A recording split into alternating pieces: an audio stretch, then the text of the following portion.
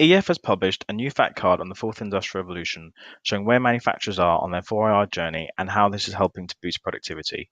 I'm going to take you through the highlights. But first, why is this important?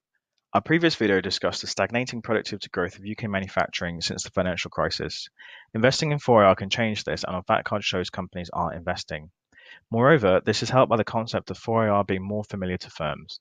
Back in 2016, 42% of firms said they were familiar with the concept of 4IR. Now, 64% of firms would agree that they are familiar with the concept. And where are manufacturers on their 4IR journey?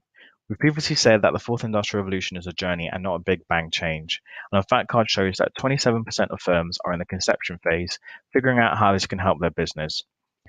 39% of firms are in the evolution phase, optimizing current business practice with new technologies, and 4% of firms are in the revolution phase. But 30% of firms are in the preconception phase, not investing. Taken together, this means only 43% of firms have made an investment.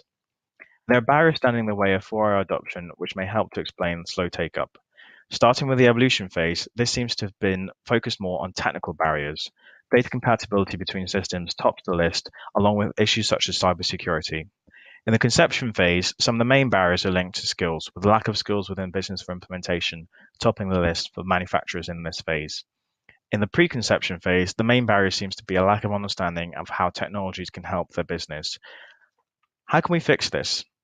Well, the government can help by creating the Made Smarter Commission, which was promised earlier this year, to really address some of the barriers that companies may be facing at different phases of their journey.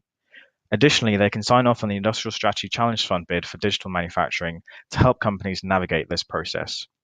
For more information on how the government can help or how manufacturers are investing in 4IR, visit our 4IR hub, eef.org.uk/4th industrial, or follow us on Twitter at EEF Economists.